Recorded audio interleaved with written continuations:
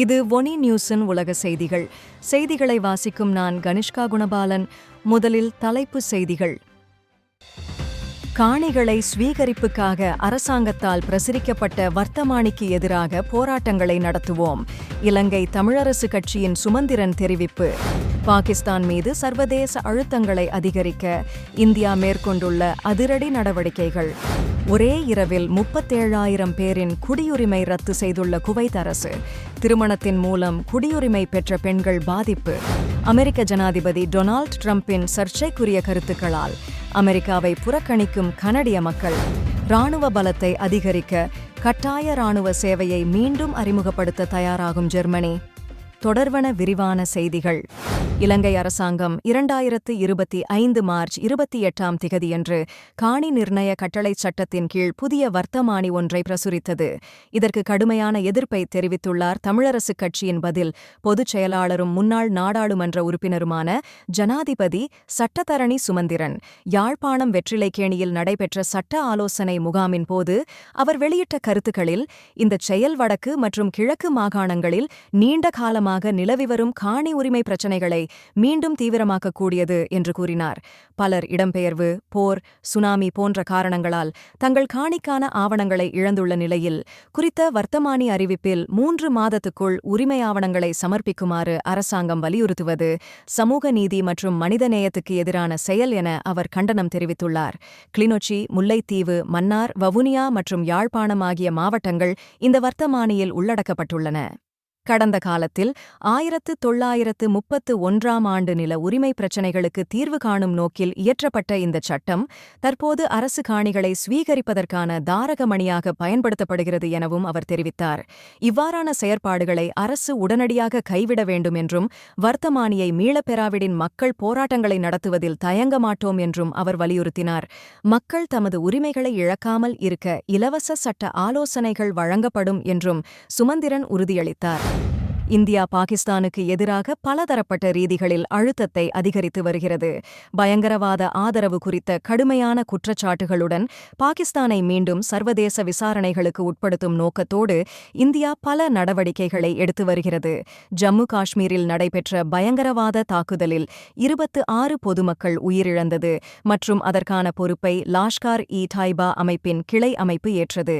இந்நிலையில் இந்திய அரசு தற்போது ஃபினான்ஷியல் ஆக்ஷன் டாஸ்க் ஃபோர்ஸ் அமைப்பிடம் பாகிஸ்தானின் பயங்கரவாத நிதி ஆதரவுகள், போதைப்பொருள் வணிகம் மற்றும் ஐக்கிய நாடு சபைகளின் தீவிரவாத பட்டியலில் உள்ள குழுக்களுக்கு கிடைக்கும் உள்நாட்டு ஆதரவு குறித்து ஆதாரங்கள் கொண்ட அறிக்கையை சமர்ப்பிக்க தயாராக உள்ளது. இந்த விவகாரம் ஜூன் மாதத்தில் நடைபெறவுள்ள கூட்டத்தில் முக்கிய அம்சமாக எழலாம் என தெரிகிறது. இதன் மூலம் பாகிஸ்தானை மீண்டும் கிரே லிஸ்ட் பட்டியலில் சேர்க்கும் முயற்சியை இந்தியா தீவிரமாக முன்னெடுத்து வருகிறது. அதே நேரத்தில் இந்தியா உலக வங்கியிடமும் மனுவை தாக்கல் செய்ய திட்டமிட்டுள்ளது. பாகிஸ்தானுக்கு வழங்கப்படும் எதிர்கால நிதி உதவிகளை நிறுத்த வேண்டும் என வலியுறுத்த உள்ளது. மேலும் IMF பாகிஸ்தானுக்கு சமீபத்தில் வழங்கிய $1 பில்லியன் கடனை இந்தியா எதிர்த்துள்ளது. இந்த நிதி ஆதரவு பயங்கரவாத நடவடிக்கைகளை மறைமுகமாக ஊக்குவிக்கும் வகையில் உள்ளது என பாதுகாப்பு அமைச்சர் ராஜ்நாத் சிங் கடுமையாக விமர்சித்துள்ளார். இந்தியாவின் பலதரப்பட்ட நடவடிக்கைகள் மூலம் பாகிஸ்தான் மீது சர்வதேச தரப்பிலும் நிதி நிறுவனங்களிலும் அழுத்தத்தை அதிகரிக்கும் வகையில் இருக்கின்றன. இதன் விளைவுகள் பாகிஸ்தானின் சர்வதேச நம்பகத்தன்மைக்கும் பொருளாதார நிலைத்தன்மைக்கும் எதிர்காலத்தில் தாக்கத்தை ஏற்படுத்தக்கூடும் என இந்தியா நம்புகிறது. குவைத் அரசு நாட்டின் குடியுரிமை கொள்கையில் மேற்கொண்ட திடீர் மாற்றம் மூலம் ஒரே இரவில் 37,000 பேரின் குடியுரிமையை ரத்து செய்துள்ளது. இதில் பெருமளவில் திருமணத்தின் மூலம் குடியுரிமை பெற்ற பெண்கள் பாதிக்கப்பட்டுள்ளனர். இந்த நடவடிக்கையை நடத்தியவர் குவைத்தின் புதிய ஆட்சித் தலைவர் எமீர் ஷேக் மேஷால் அல்-அஹ்மத் அல்-சபாஹ் ஆவார். இவர் பதவியேற்றதிலிருந்து பல அதிரடி நடவடிக்கைகளை மேற்கொண்டுள்ளார். சட்டமன்றத்தை கலைத்து அரசியலமைப்புச் சட்டங்களையும் இடைநிறுத்திய பின்னணியில் உண்மையான குவைத் குடிமக்களுக்கே நாட்டின் உரிமை என்ற பெயரில் இந்த குடியுரிமை ரத்து நடவடிக்கையை முன்னெடுத்துள்ளார்.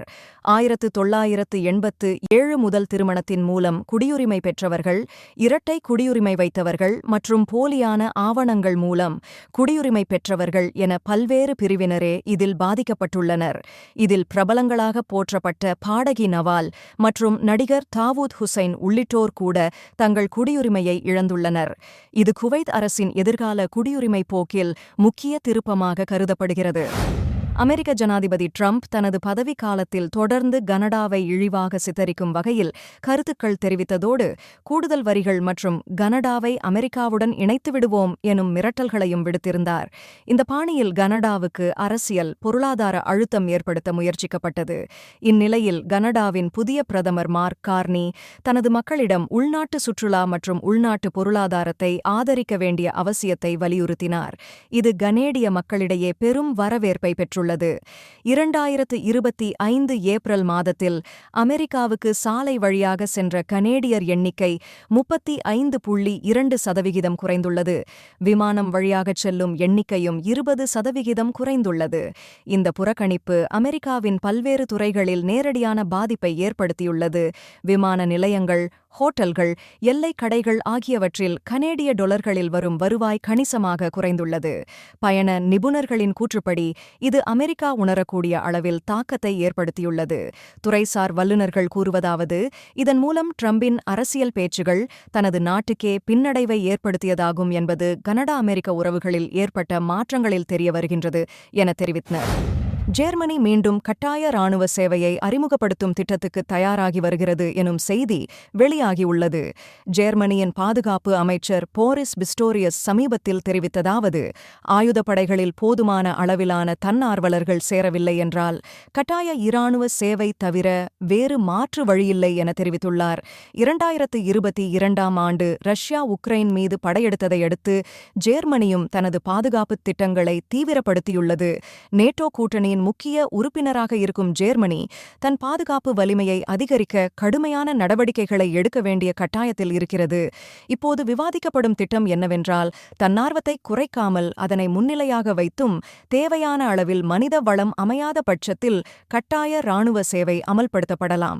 இதன் வழியாக இளைஞர்களை நாடு பாதுகாப்பில் பங்கு பெற வைக்கும் நோக்கமே உள்ளது. அத்துடன் பாதுகாப்பு அமைச்சர் பிஸ்டோரியஸ் இது தொடர்பான புதிய சட்டத் திருத்தம் அல்லது முன்மொழிவை விரைவில் முன்வைப்பதாகவும் தெரிவித்தார். இது எதிர்வரும் ஆண்டில், குறிப்பாக 2026க்குள் நடைமுறைக்கு வரலாம் என எதிர்பார்க்கப்படுகிறது. நீங்கள் இதுவரை கேட்டது ஒனி நியூஸின் இன்றைய பிரதான செய்திகள். மேலும் இதுபோன்ற செய்திகளை தொடர்ச்சியாக அறிந்து கொள்ள ஒனி நியூஸுடன் இணைத்திருங்கள். வணக்கம். ஒனி ஆப்புக்கு வரவேற்கின்றோம். உலகம் முழுவதும் உள்ள தமிழர்களை இணைக்கும் ஒரு தமிழர் தளம். உங்களுக்கு அருகில் நடைபெறும் கலாச்சார நிகழ்வுகளை காணவும், உலகெங்கிலும் உள்ள தமிழ் மக்களுடன் உங்கள் நெட்வொர்க்கை விரிவாக்கவும், தமிழ் கலாச்சாரத்தின் பரந்த மரபுகளை அறிந்து கொள்வதுடன் செய்திகள், அருகில் உள்ள வியாபார நிலையங்கள், நாணய மாற்று வீதங்கள் மற்றும் உலகம் முழுவதும் உள்ள தமிழர்களை ஒன்றிணைக்கும் வகையில் பல்வேறு அம்சங்கள் உள்ளன. இது நமது அற்புதமான வரலாற்றையும் கலாச்சாரத்தையும் கொண்டாட ஒரு இனிமையான இடமாக இருக்கும். இப்போதே ஒனி ஆப்பை பிளே ஸ்டோர் அல்லது அப் ஸ்டோரில் டவுன்லோட் செய்யுங்கள்.